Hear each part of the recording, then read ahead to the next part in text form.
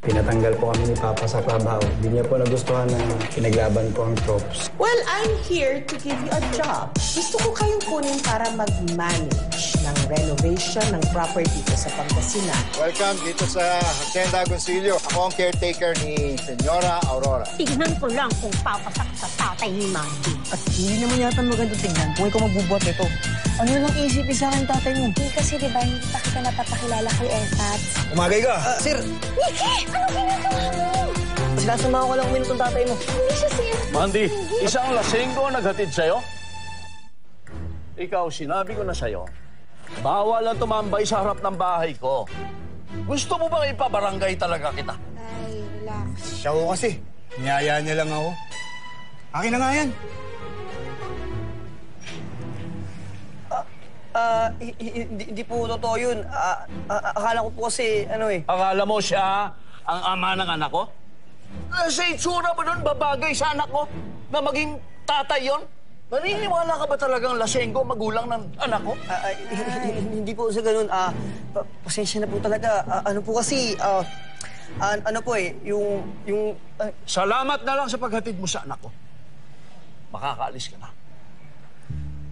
Tay. Bus naman eh, palpak. Teka, hindi ko naman alam na. Akala ko kasi tatay mo yun. Eh, sige na, bukas ka na lang bumalik. Okay, lalambingin ko lang sa airport, ha? Sige na, ingat ka. Ay.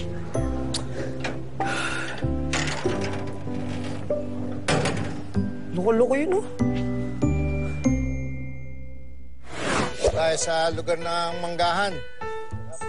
Masarap dito, mapresko rito, pamisa-misa magpahinga. Ayan, kita niyo yung mga kalabaw na alaga rito. Ayan, si Malayo, si Malaya. Ipakain kayo ng manok. May ilang alaga kami rito, pero karamihan yan panabong na. Pero maliliit pa nga lang. Sino sa inyong matapang ang loob na humawa? Kaya mahal! Ayoko nga. Okay na ako. Mas meron doon sana pagagawang bahayan ng mga helper dito, mga tao. Yan, yung buong yan na nakikita nyo, yan, ang dating rest house nila Senyora Au. Maganda raw yan noon. Puno ng ilaw. Palibasa, iniwan doon sa dating caretaker, napabayaan. Ito ang aming banggerahan. Kapag kainan, dito na rin ang aming lutuan. All in one, sabi nga nila. Yan, ganda po yung asyenda ni Lola Aurora. Oo. Pero mukhang napabayaan na po. Ako na lang mag-isa ang tumatao rito eh. Kaya bihira ako doon sa malaking bahay.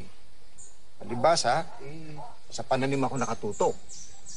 Mali ko ba namang may plano pala si Senyora Aurora na manirahan dito. Ngayon, ang nangyari, may bahay ako doon sa may labas ng hasyenda. May kubo ron. Mang Bien, huwag po kayong mag-alala. Mapapaganda po natin yung asyenda. Yes po, pagbalik po namin bukas, sisimulan na po namin ang renovation. Don't worry, Mang Bien. You're in good hands. Yes. Yes, at excited na po kami magtrabaho bukas. Siguro, Trops, kailangan lang natin magbaon ng ibang damit, no? Dahil hindi bagay yung damit natin dito. Tama. Hindi naman kasi natin alam na farm yung pupuntahan natin. Bay. Anak, anong ginagawa mo rito?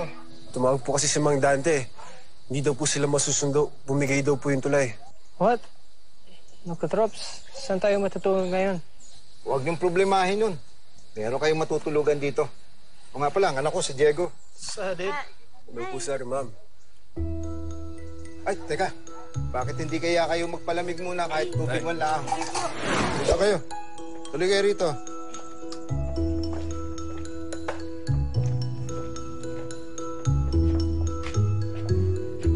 Dito.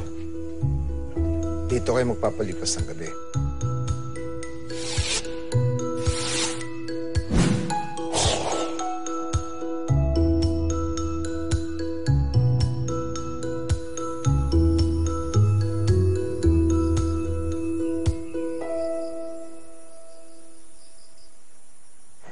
Ayan. Mahal, Yes, mahal. para saan yan? Para hindi ka kagatin ng lamok, mahal po. Ay, naku, huwag na yan. Ang init na nga, tas ang init pa ng buga ng hangin nitong electric fan. Mainit ba yung buga? Yes. Huwag kayong mag-alala. May life hack ako dyan. Tanin! Yellow! Ilalagay ko lang to sa likod. Then lalamig na yung buga ng hangin. Ayos ha. Parang may aircon tayo. Tama. Ang galing mo talaga, Joel. Tsaka, sinabi ko sa inyo, kaya natin yung trabahong to basta sama-sama tayo. Yes. Okay, I'm gonna set my alarm. Kim, hindi mo na kailangan iset ang alarm mo. Kasi sigurado ako magigising ka titilawag ng manok! Okay, I'm going sleep. Salamat sa laway ah. Sige, good night. Good night. Hi! Joel? Oy! Anong ginagawa mo? Hindi. Papaalam na ako sa kanya. Good night. Good night. Sige, mag-good night. Tama na. Okay na. Ito. Okay na. Oh. Eh? Yun. Nakautusan pa ako. Wait lang. Good night, mahal. Ay. Okay, tara. Good night. Good night, Zoe. Ayan. Good night. Kaya malamig na yan, ha? Thank you.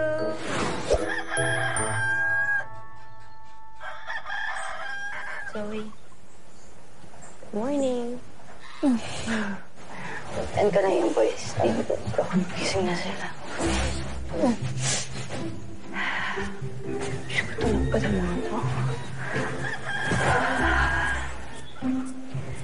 Good morning! Good morning! Mahal. Mahal. Oh, umaga na pala. Si Zoe. Tara na. Wait lang si Kim. Kim, bango na. Kim. Mamaya na lang. It's too early. 5 minutes, please. Kim, sige na. Sige na. Kung makulit. Kim. Can someone please turn off the alarm? Turn off the alarm. Manok yun, Kim. Walang snooze button yun, okay? Tigas nito. Kim, bago na, Kim, kasi baka dumating na yung driver ni Lola Aurora. Sige na. Maaga na. Tara naman. Sunod ka, ha? I really hate that chicken, dude.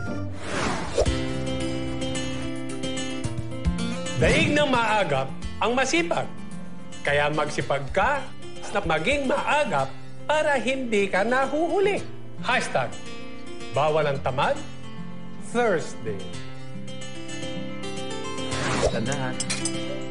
Tara, almusal na kayo. Morning po. Fresh fruits and fresh vegetables. Sarap naman ito. Namiss ko to, ha? Ganito yung food namin sa Cebu, eh. Kim, tapay natin mo dyan. Tara na, kain na. I'm good, bro.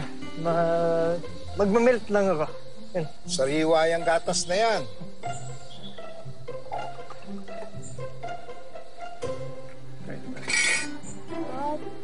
Mang Bien, pasensya po kayo ah, pero parang panis po itong cow's milk. Kaya, Sagot tayo. Sige, Try mo.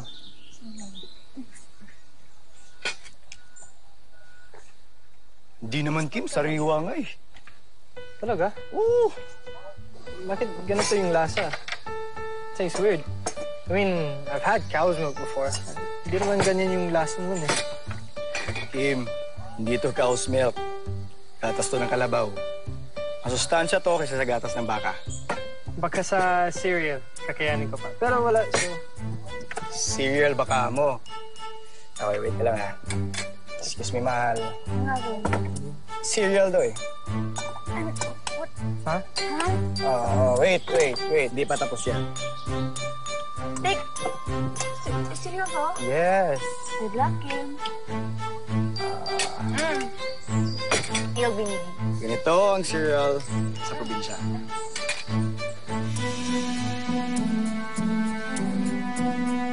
Maupo ka. Thanks, brother. Yes. Thank you. Naantay na yung banyo. Ba mabuti pa. Ingat na lang kayo sa biyahe, ha? Yes, Mang Bien. Maraming salamat po ah. At wag po kayo mag-alala. Pagbalik po namin, work mode na kami. Opo. Ma'am Yan, maiwan naman po ako dito, eh. Yes po, pagpaplanuhan ko po ang gagawin nating renovation. So, Chops, magdala kayo ng maraming damit, ha? Naisip ko kasi na mas maganda magstay dito sa farm kaysa sa mag-uwian. Sayang din kasi ang mauubos na oras natin sa biyahe. Hindi rin ganun kapagod at mas mabilis matatapos ang project ito. Galing talaga na mahal ko. Kaya... Mahal mo ako. Oo. I mean, kaya ikaw yung magiging leader namin. Sige, ingat mahal. I love you. I love you. Yeah, I love you. Daming I love you. Sige na, yun na tayo. Ingat. Sir Mercado, you're so responsible. I love you.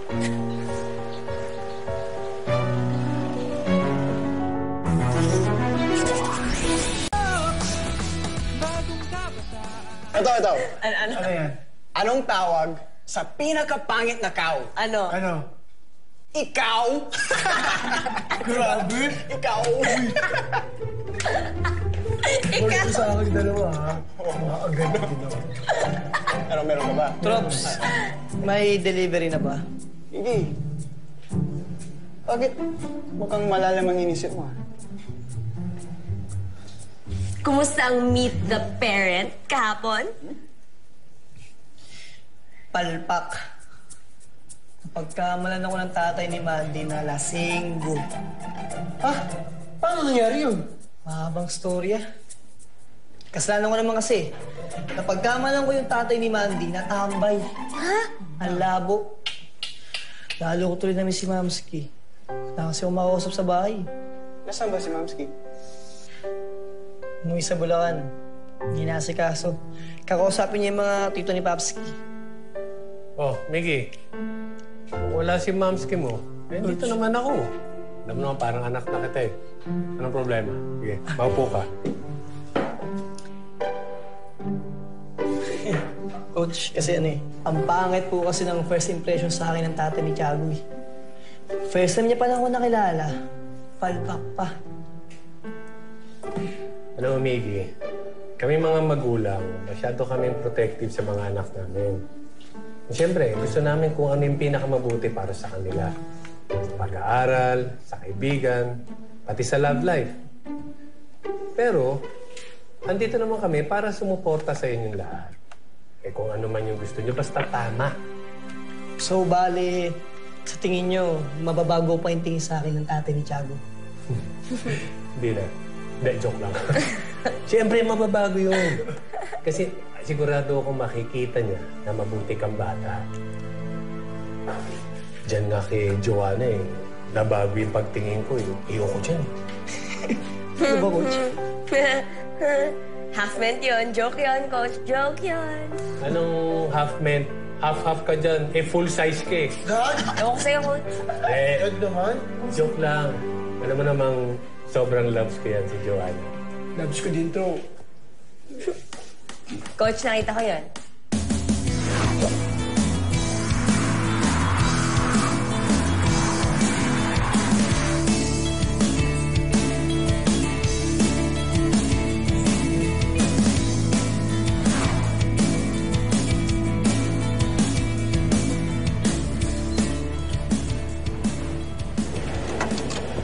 Mahal! Hi, mahal. Ay, Oh, dandan. dinalahan na rin kita ng damit. Thank you. I'm Kenneth. I brought some bacon. Bacon! For us? Hindi naman para kay Kenneth yan. Para sa iyo yan. Willing naman ako mag-share. Stop. So guys, tignan nyo. Wow, okay ba ito yung ginawa ko? Uy, Hindi, rough sketch pa lang yan, pero basically, ganito yung changes na gagawin natin. ang ganda. Stig. Maganda nga, pero mukha ring mahal. Ha? Oo nga. And we only have 2 months to do it. Parang mukhang kailangan natin ng ibang tao para matapos yan on time. Dagdag budget yan eh. Pero alam nyo, parang kaya naman natin eh. Kasi di ba, meron tayong food allowance from Lola Aurora. Pwede nating tipidin yun kasi marami naman tayong makakain na pananim dito eh. Yun na nga yung pinagtataka ko. Kausap ko si Lola kanina. Nasabi ko naman sa kanya na maraming bunga dito, at saka may mga prutas, may mga gulay, pero parang ayaw niya maniwala. At kaya gusto niyang gawing retreat house tong property na to dahil pakiramdam niya lugi siya. Kaya yun, kaya dapat mas lalo natin mas madaliin ang renovation na to para matulungan natin si Lola Aurora. So, ano, Trops? Tara, Tara, G. Tara. It's bacon time. Tara.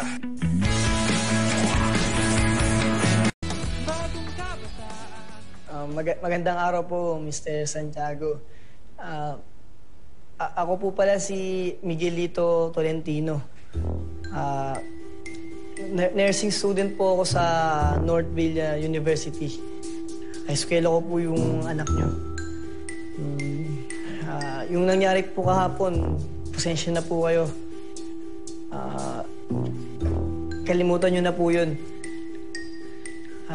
Gusto ko lang po sana na sabihin sa inyo na mahal ko po ang anak niyo.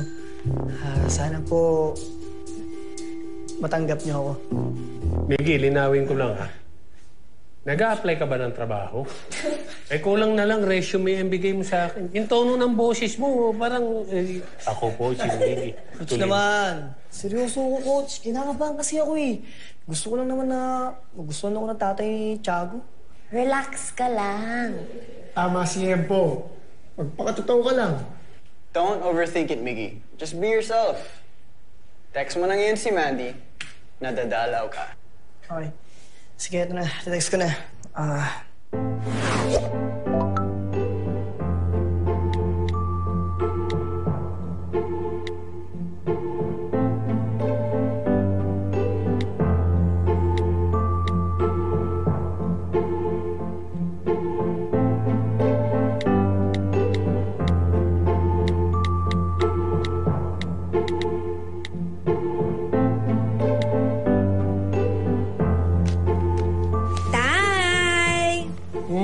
Nagtimpla po ako ng paborito niyong kape, kapeng barako.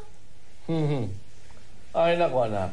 Kilala na kita dyan. Kaya ka naglalambing sa akin na ganyan. Dahil may gusto ka na namang sabihin. Sungit naman ni AirPods. Namiss lang kita eh. Mahal ba yun? Totoo ba yan? So, hindi mo ako kakausapin tungkol sa Miggy na yun? Kayo po. Depende po sa inyo. Gusto niyo ba? Maupo ka.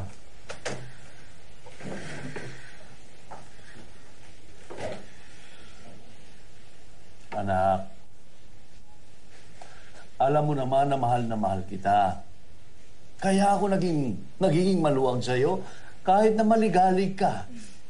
Alam ko naman po yun, Tay, na loves niyo ako dahil kaugali ko si nanay. Di ba? Pinasok mo pa kayo sa usapan ng nanay mo. Oh, may gusto ko lang talaga sabihin sa akin eh. Tay, okay naman po si Miggy. Epic fail lang po talaga yung first meeting niyo. Nahalata ko yata parang botong-boto ka na sa taong yun, ah. Bakit ba? Nagkamali yata kung pinayagan kitang nagbakasyon ka sa tita mo, ha? Teka, maniligaw mo na ba yung taong yun? Actually... Huwag mong sabihin kayo na. Hindi po, hindi. Ano lang po, maniligaw ko lang po siya, Tay. Siyempre, kailangan pumasa muna si Miggy po sa inyo, di ba, bago ko po siya sagutin. Mabuti na yung malinaw. Alam mo namang may tiwala ako sa'yo, ha? Kaya, okay, mapayag na akong bumisita ulit ditong manligaw sa iyo yun. Kesa na naman sa labas ka lang niyang ligawan. Thank you po, Tay. Thank you po.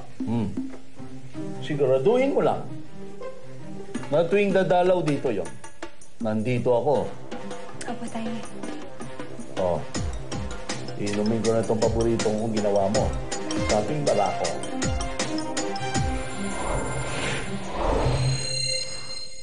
Nahuli na si Mang Bien. Niloloko niya si Lola Aurora. Inibenta niya patago ang mga agi sa farm. Anong desisyon mo? Rocky, bakit ka napatawag? Kasi po... Bakit dyan kayo nag-uusap? May bahay tayo doon kayo sa loob. Kahit araw-araw pa taligawan, gagawin ko. Hindi naman yata tama na hawak mo na kagad yung kamay ng anak ko. Ano ba naman yung love story niyo, Miggy? Lalo lang po ang pangit ang image ko sa tatay ni Tiago. Pagandahin natin ang image. Sir, meron na ho kami insurance ng tatay ko. Salamat na lang. Anong insurance ang pinagsasabi mo?